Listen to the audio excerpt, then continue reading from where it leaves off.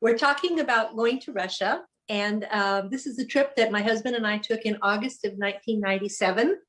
He played Masters basketball for about 20 years, and that is with a group of people in the United States that would travel around the world, and we'd go to different venues to play basketball. So we got an opportunity to go to Finland to play basketball in the World Maxi Games. They were in Aarhus, Finland. And I have been wanting to go to Russia ever since I took Russian literature when I was in college. So when you have a bucket list, this was on my bucket list. I wanted to see Russia before I died. So when we found out that we could go to Finland, we thought, oh, that's not very far to get to Russia. So we went ahead and booked it. Then it turned out the United States did not want to send a team. So here we were a week before going to Finland, booking for Finland and Russia, and we didn't have a team. Turns out that the Canadian team had seen Wayne play and knew him and wanted him to join them. So that was the last minute. We booked Finland maybe the week before, and we already had Russia booked. So we went with the Canadian team. So the first photo is a picture of our Helsinki hotel in Finland. Hang on just a second, I'm getting it up there. Oh, that's pretty. There you go. There's the beginning. There we go.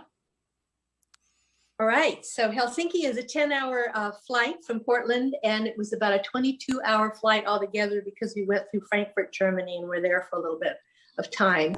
So on the left, you see Hotel Pasila. That's, I don't know, I can't remember how to pronounce that, but I think it's Hotel Pasila, and that's the Finnish name for the city of Helsinki, and that's the early morning. Because we were 10 hours ahead, we were all messed up on when we were sleeping and when we were waking. So I was wide awake when the sun came up. On the right-hand side is the Canadian team. And as we were with them over time, we picked up on their accents. So the one on the left-hand side is Bill, and he was quite the character. And when we all got together for this picture, he said, we're all together. The team is all here, eh? So they said a lot of the time. My husband is the second one from the left. And then we have a couple more Canadians. All right, then the next one, we went to a design guild where there was a wall hanging. This is a pretty close-up picture of it because it's nice to get the detail. But when you're back away from it, you see it's hanging on a rod, and it was lots of hand-painted rayon. They were just threads. And when you walked by it, it would ripple. So I would go up to it and blow on it and see it just sort of shimmer. I was just so amazed at someone thinking of hanging threads on a rod.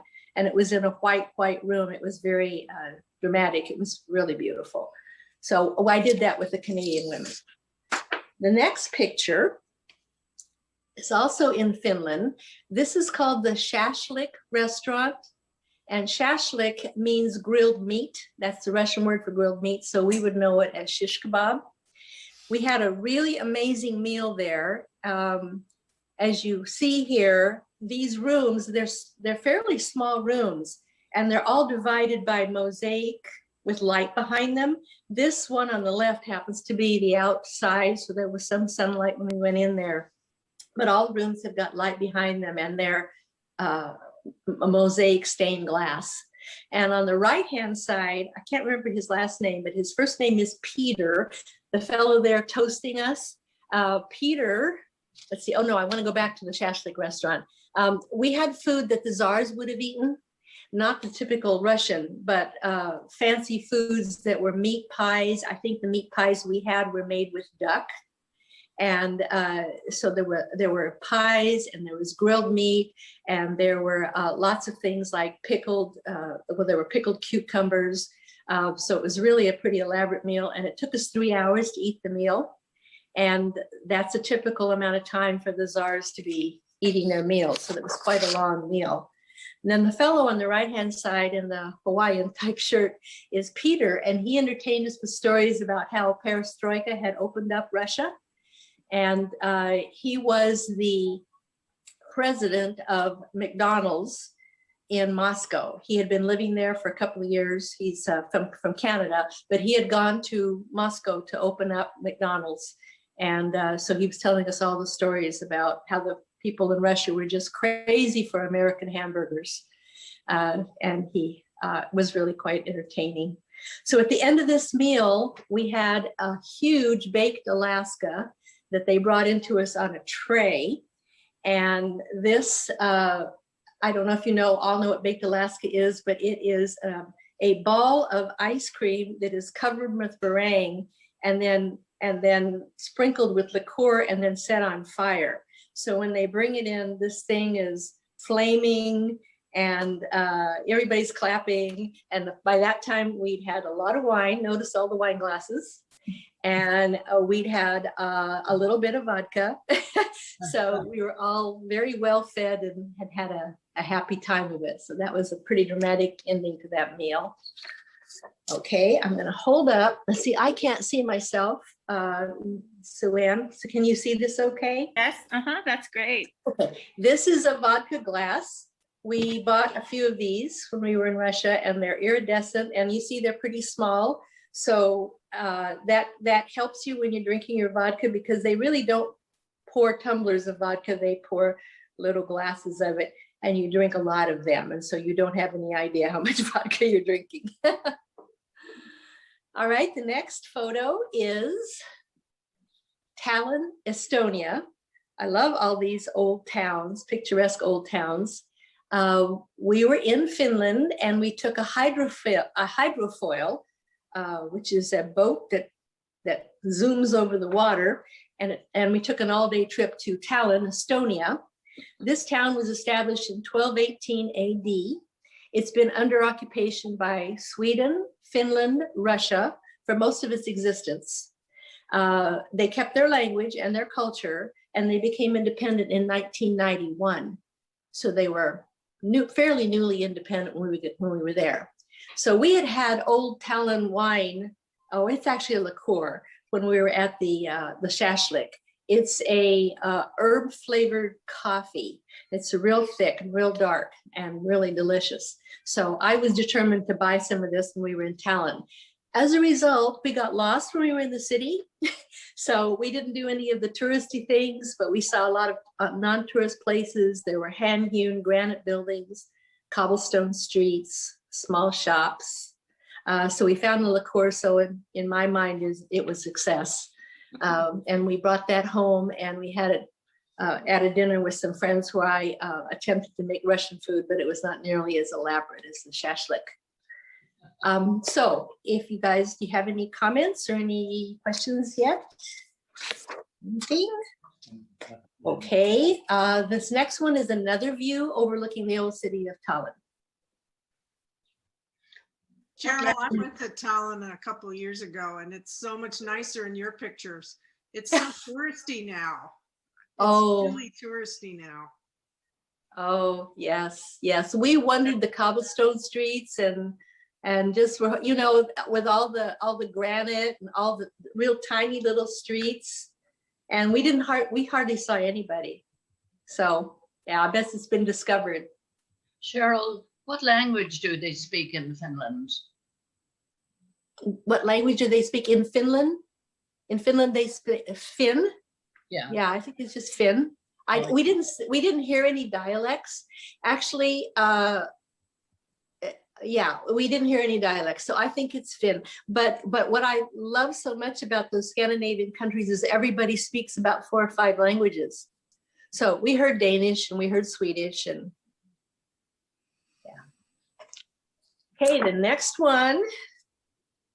photo is the Alexander Nevsky Cathedral. It's a Russian Orthodox Christian church. And there are churches everywhere, even though religion was banned by the Soviet. And our guide for this particular part of the trip was pro-Bolshevik. So he told us that it wasn't fashionable to go to church.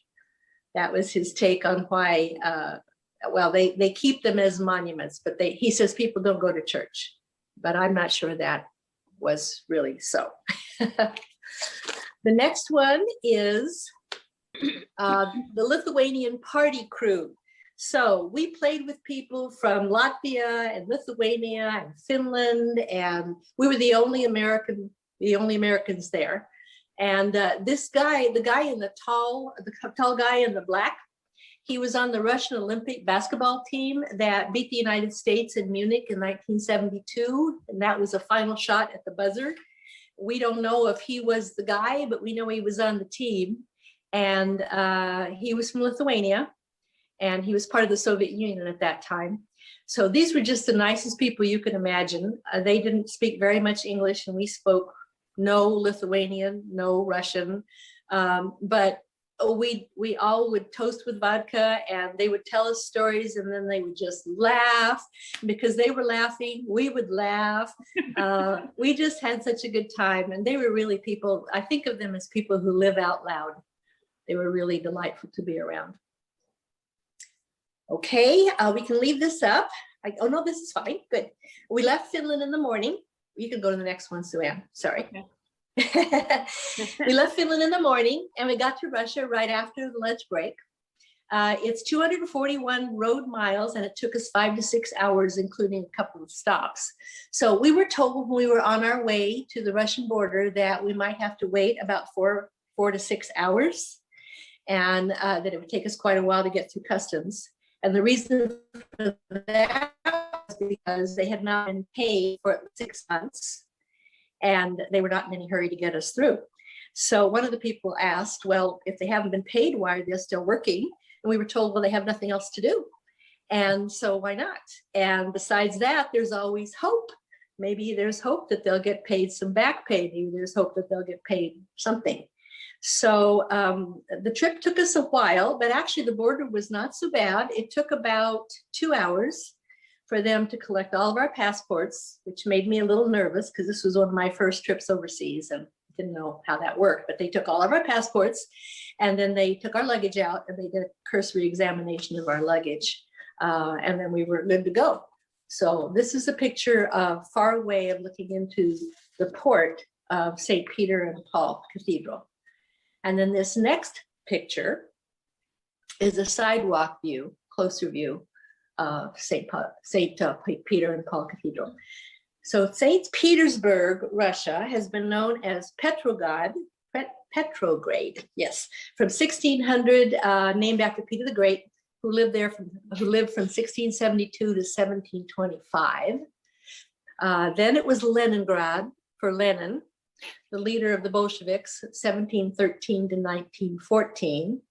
Then it became St. Petersburg, which is the modern name for Petrograd, 1917 to 1924.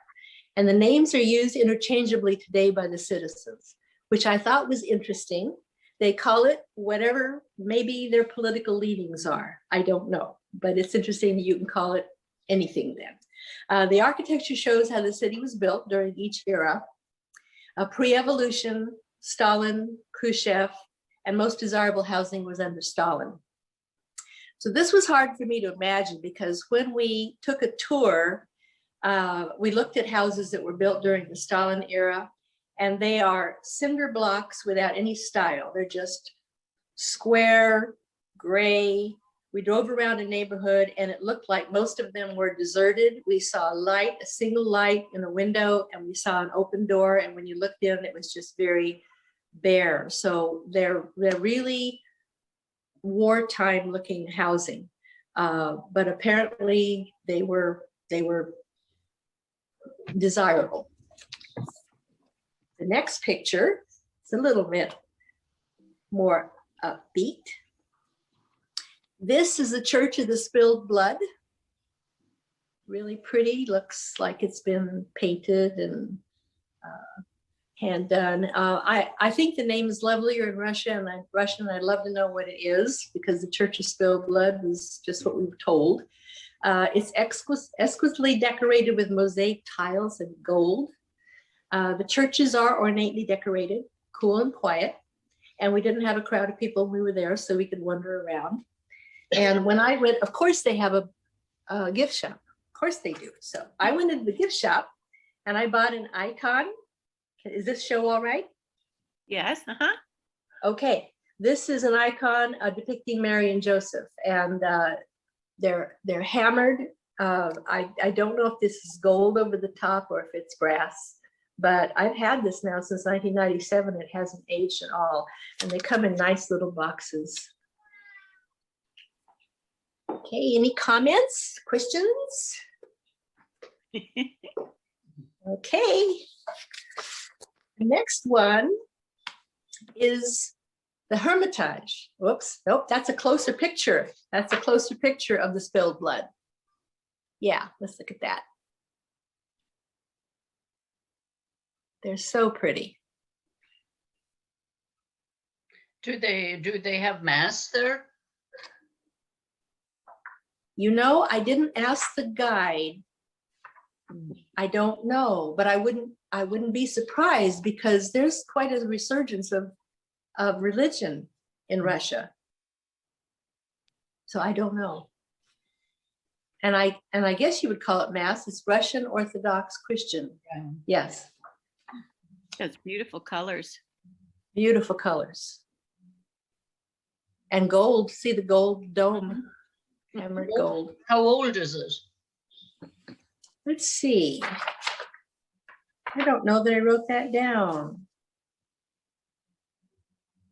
I remember that it wasn't as old as you thought. We thought, doesn't it seem though it would have been built during Peter the Great, Yeah. 1672 to 1725?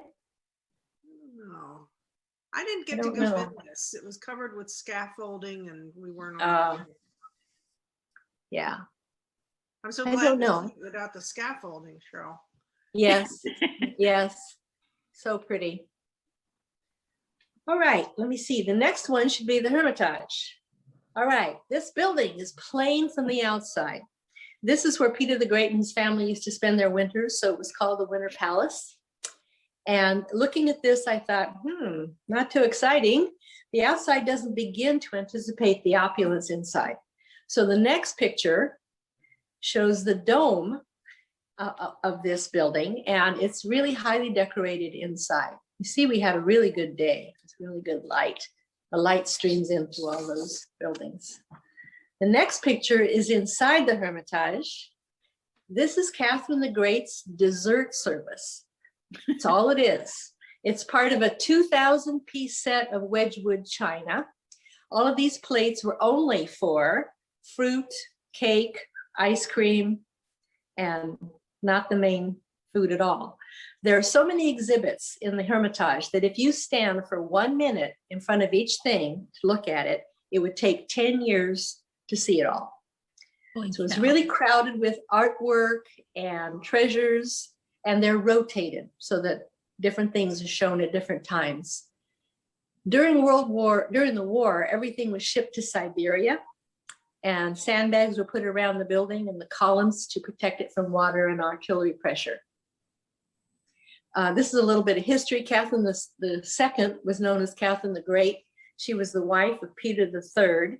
She was a princess from Germany of German and Danish descent. And she and her husband didn't have a very good marriage, so there were many affairs. So I'm looking forward to reading a book on Catherine the Great because she was a very powerful woman. So here we're going to take a little break and ask Ellen if she has anything to say about the Hermitage.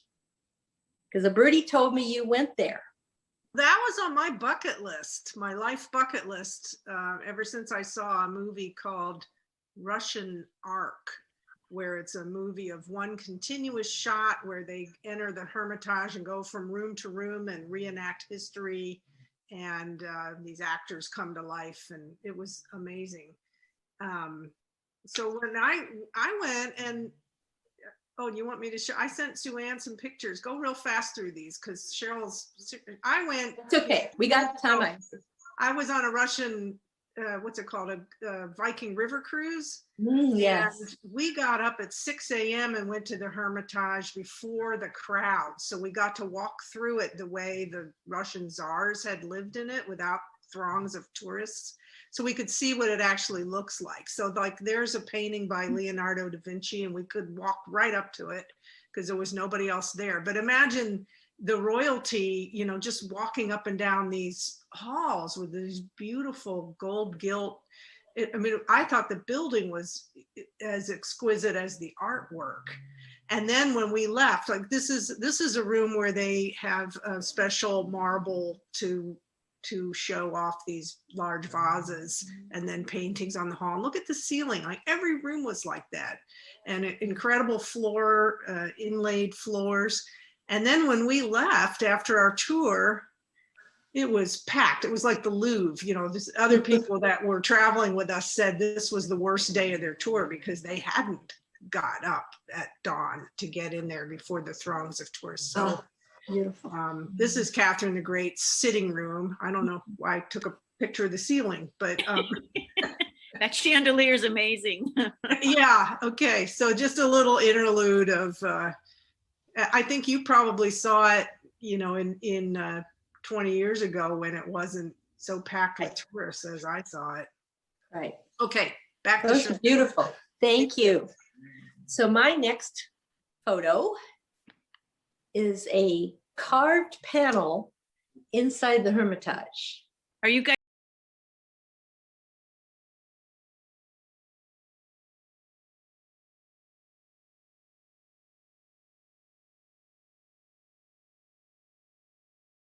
Okay, this is mahogany, and you know mahogany is pretty hard wood. And this is a carved panel in the study of Peter the Great. The panels have every conceivable instrument. I want to take pictures about that because pictures of this because I'm really into music, and I could have taken more of these. This one, I think, is what we call a recorder now. When I was in this big hall, as you saw how grand and beautiful all this was, I imagined sitting there, sitting in the grand salon, listening to music or attending a ball and looking around at all this beautiful artwork on the walls and on the ceiling. There was a huge picture of Catherine the Great up on the wall, high up on the wall. And I commented to my husband, she certainly wasn't a great beauty. She had a lot of power, but she wasn't a great beauty. But most of the royalty were very attractive. I saw some pictures. I went online to see what she looked like when she was younger, and yes, she was indeed very pretty. She just became opulent and rich as she became the Tsarina. So, all right. Next one. We'll just hold on to this. I'm going to tell you a story. Just getting from. There's no picture with this. Oh. I didn't dare take a picture of the story I'm about to tell you. We went from St. Petersburg to Moscow, and we went on the train because we thought, well, this will be a good experience to be on the train. So it's 444 miles on a train. It's an overnight ride. And we got on the train in the afternoon, and we got a first class compartment because we wanted to have a place to sleep.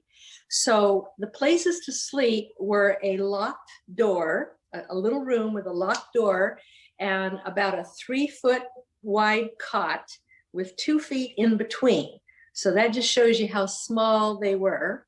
And we were told when we got into our room, the conductor said, "Now be sure and lock your door because there are bandits on the train, and don't open the door to anyone because they might rob you."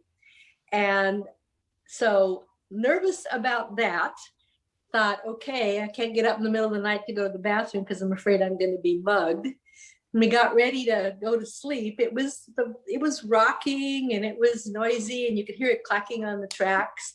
And I was pretty sure we were going to go off the tracks. So it was quite the experience. I'm glad we did it. It was kind of funny. We were laughing about, don't turn over, don't fall onto the floor. You'll never be able to get up. But that was the train ride from St. Petersburg into Moscow. All right, so the next one is Moscow. So this is my introduction to the capital city. And on the left-hand side is a statue of Tchaikovsky, the great composer. He was his life was 1840 to 1893. So I'm there standing down in the corner on the right-hand side, and you can see there are actually 3 pictures up closer and closer of this poor woman leaning against the statue with her little dog there with her. The people then seemed very dispirited, and they were extremely poor, but they were really shy and friendly if you made any indication to want to talk to them at all. So even with the language barrier, I felt the spirit of Russia was very warm. It's very warm. The next one is when we're in our tourist mode. So here we are in our dining room. So remember that opulent meal that I said we had at the shashlik, all sorts of delicious food. There on the right-hand side is what we were served. And we ate food that we were told was better than what the average Russian was eating in 1997. And what this was mashed potatoes and moose meat and gravy.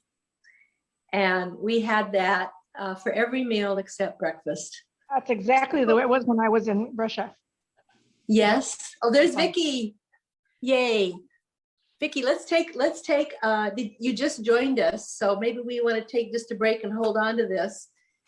We've talked about the Hermitage, and we've talked about St. Petersburg.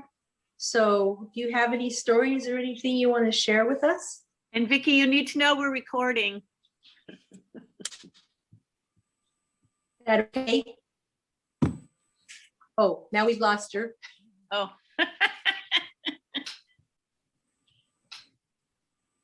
Vicky, do you have any stories you want? I didn't realize you could hear me. I just blurted that out. I was there in about 1985, and the meals every day were exactly the same too. Ah, 85. Okay, and we were there 10, 12 years later. Yeah. And still. Yeah. Okay, well, we're going to take little breaks so we can share with each other. Now that we've talked about the delicious meat that we were eating, which was moose, I think Ellen has a story about the banya. Speaking about meat. You see my pictures? So we went to a traditional Russian bathhouse where they, you sit in, it's like a sweat lodge. They pour the water and you get a steam bath, and everybody's naked, and they beat you with a birch switch. So they hit you over the back and shoulders with, there you go. And that's me. You put this little felt hat on that heats you up better, and well, it protects your head from the steam, so your scalp doesn't burn. And then you get hit by this switch. So I was with a group of ladies, and we thought, oh, we're not going to get naked. And of course we get in there, and there's this strapping young man who's our attendant. But by the end of it, we thought, what does he care about a bunch of old ladies? So, and we were so hot. So you sweat down, he hits you with this stick, you go jump in the freezing cold river, and then you have a cup of tea. And then you do that 3 times in a row. And this other lady and I met a lady who lived, that lady next to me, that's me and the other lady. We were the only ones who got naked and jumped in the river in between sessions because everybody else was too shy. But she swims every morning in Puget Sound, so I figured she was a kindred spirit and she'd get naked and jump in the river with me. I missed out on that one. Oh. Well, it was quite the experience. I think they just do that in those countries. That's a social thing. That young man told us that this is what he does with the other young people on Friday nights, is they go get naked in the sweat lodge and jump in the river. So there you have it. Yeah, I love it. All right.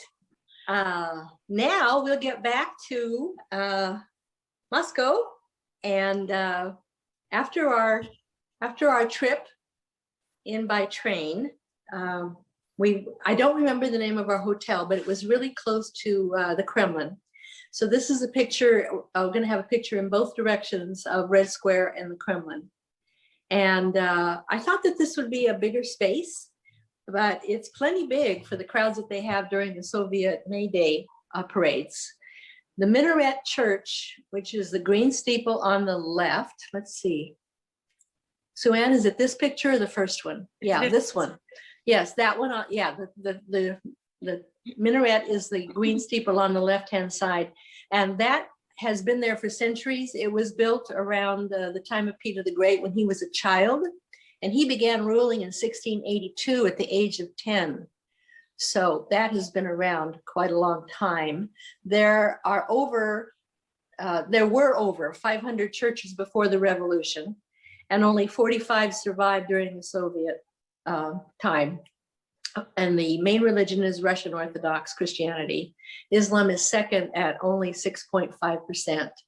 And in my reading, I found out that the Chechens and the Tatars are the remainders of the White Army and their Islam. And so that made me more aware of the conflicts that they've been having, because it's a religious thing as well as a cultural thing. So then the next picture is another picture of the Kremlin.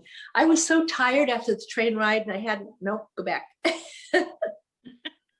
Okay, I was so tired after the train ride, and I hadn't had any sleep because I was a little bit nervous about it. So I went right to bed after dinner.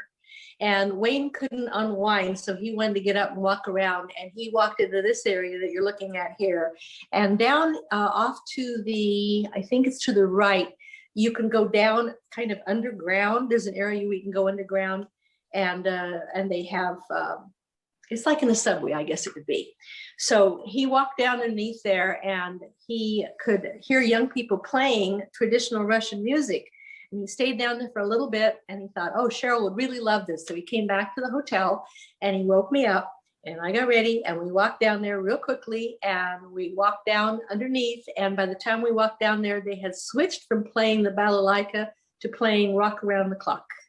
So I missed traditional music, and they were playing rock and roll, and they were playing the Beatles.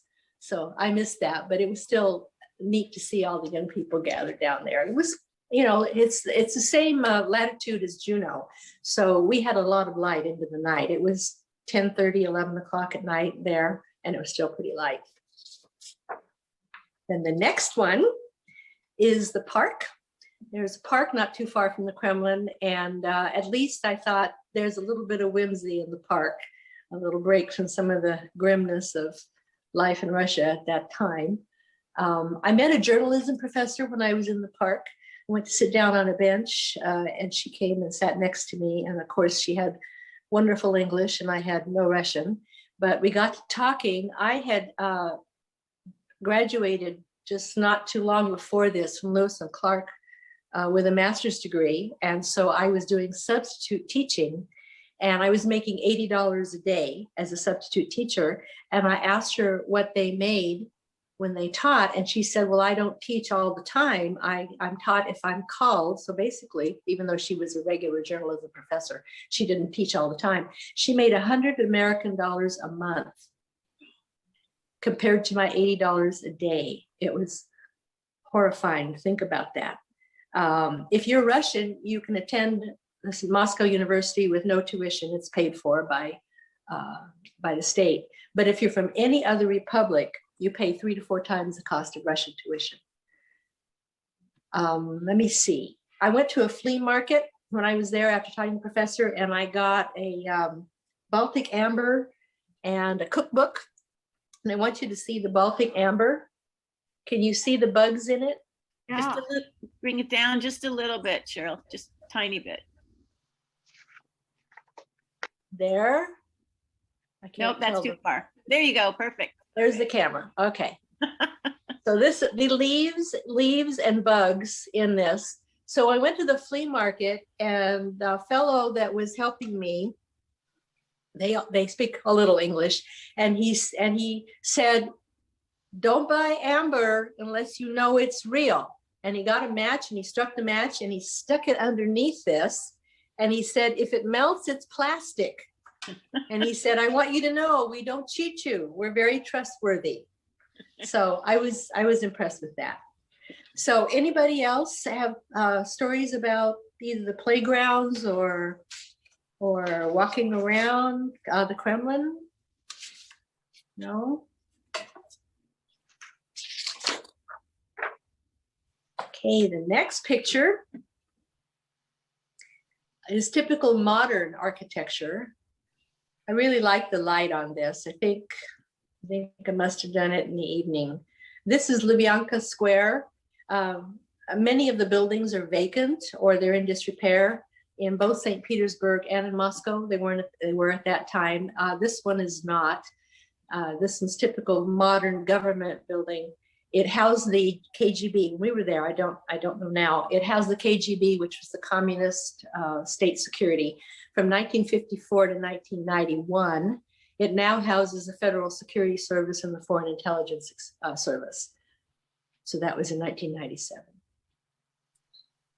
Then the next photo is the head of the party building. And that's where Yeltsin, who was the head of the party when we were there, and previous head of the parties, now it's Putin, I think. This is their office building, and there are tunnels, can't tell from looking at it, but there are tunnels that go under the river and many secret passages. So a lot of interrogation going on here. A lot of things happen in this building. It was a little confusing to me, even though I looked it up afterwards to try and figure out the difference between the heads of the party and the premiers and the head of the Communist Party president. And there are different levels of leadership, but it's obvious to me, at least in this modern world, that Putin holds the power in Russia right now. The next photo is the Tsar's private church in the Kremlin. It was built in 1485 AD. It's called the Church of the Annunciation. And then the photo after that is a separate church for the wife. So they didn't even go to church together. The guide said the wives had separate churches. And from what I could see, it seems like you only had one wife at that time. But I don't know enough to know whether you could divorce one. Most likely, if you displeased the Tsar, you were sent to a nunnery. And so I did find evidence that there were sisters and cousins that displeased the emperor and that they were put away, and they would have been put away in a building like this. Okay, are there any other comments before we go to the next one? Any comments about, Vicki, anything else that you think of about Russia that you'd like to share? Because I'm getting towards the end here. No, not right now, thank you. But I do remember seeing this. Pretty gold, right? Yes. Oh, yeah. And Ellen, anything? No, I'm enjoying this very much. Okay. Okay. Now we get to the Pièce de Résistance. This is an entry to the subway. Who would think that a subway would be exciting? I am personally a little bit afraid of heights. This is an escalator that goes down 3 or 4 stories from on top of the subway down below. And so it's really steep. So I just hung on to the sides and wanted to keep my eyes open because I didn't want to miss anything. And it was fairly fast. You needed to really hang on. So 2 to 3, I had the wrong time. 2 to 3 million people travel the subways every day, and they ring the city. And every station is decorated with materials and by artisans from that particular region of Republic. It's a magnificent display of art and craft. So I wish I'd taken more photographs of the stations. So as we go down the subway, I don't remember how long it took to get down there, but it was pretty fast. So the next photo shows marble from Crimea. So marble is mined there, and this was from Crimea. And the next one is a stained glass window from where they do that work in Ukraine. We boarded a bus to take us to the Kremlin and Red Square after this, getting on the subway, and we were joined by a group of gypsies. There was a woman with a small child wrapped around her and held against her breast. So we got on the subway, and she grabbed the camera off the shoulder of the fellow that was standing next to us. And he yelled, and she realized then that it was an empty case. And so she just threw it back at him and said something. And the police were there in less than 15 seconds, and they grabbed her and they took her away. So it all happened so quickly. We felt like we were really taken care of. We really were secure. But that was something to see a group of gypsies get on and grab that and just like that. She thought she had a camera. Next picture. This is St. Basil's Cathedral in the middle of Red Square. This church is probably the most notable landmark. When we think about Moscow, we think about Russia, we think about this picture. It's in the middle of Red Square. It was built from 1555 to 1561 by Ivan the Terrible in celebration of a victory at the siege of Kagan. A local legend has it that the eyes of the architect were put out because the emperor didn't want him to build anything as beautiful for anybody else. Oh my God. So yes, it's the dominant structure on Red Square. And this symbolized for me the essence of Russia. It's historically a deeply religious country, and it's also very violent and has a lot of political upheaval. This church is a World Heritage Site now. It's a museum. We were not able to go into it when we were there, but it was always a dream of mine to see this in person, and I wasn't disappointed in the reality of the people in the country. I loved my trip to Russia. And that's the end of what I have to say. I can add something. I can add something to that. St. Basil, Sue Coburn and I were there about 5 years ago, and it's completely open to the public. And we went inside and we crawled around from floor to floor with very, very, very narrow stairwells that go up to an area where we were entertained with classic violinists singing and playing the violin. And then we turned around and we walked out.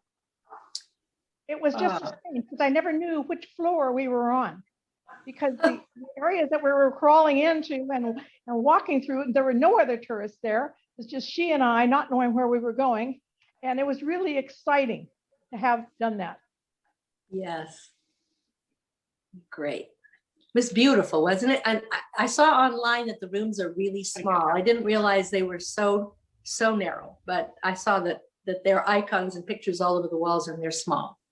I'm not sure that we were in a we may have been in a restricted area. I'm not sure. I had the same experience, Vicki. This is Ellen. I was surprised how small the area we visited was. It was very empty too. So I wondered if we were not getting into whatever the main space was. And they had these circular stairways that were maybe 2 feet wide. And we were in there. That would make me claustrophobic. It was a little One thing I claustrophobic. noticed, Cheryl, when I traveled between Russia and Finland was the contrast. When we crossed we went the other way. We went from Russia into Finland, and all of a sudden everybody was smiling at us. Yes. And welcoming us. They didn't look that happy in Russia. Certainly not as happy or as healthy. I think it was way more depressed than we were led to believe.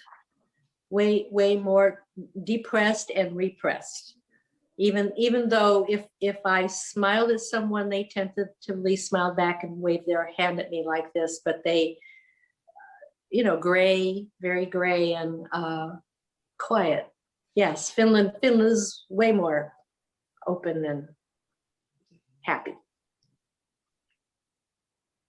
Well, thank you all for sharing this with me. Cheryl, this was wonderful. I loved every single minute. It was just awesome. wonderful. Thank you. This is great. Very, very good. Yeah. Thank Well, you. I'm looking forward to being able to travel together again, to travel together first time, but I'm already looking into things like a train trip. Wouldn't it be cool for us to take a train trip up to Canada? Yes. Do something like that, or we could get on the Mississippi and go on the paddle boat. Oh Yeah. yeah, that would be great. Yeah, I don't know how much I'm going to be wanting to go international anymore. Even this trip to Mexico, I dragged my feet about doing this because I said, on a plane and, and all through customs and all that. But there's still some places in the world I'd like to go. And if I could handle the 20 hours of being on a plane and going through all the time changes, then we might do it. But yeah, not ready to give it up completely. Yeah. we'll have a chance to do it. Great.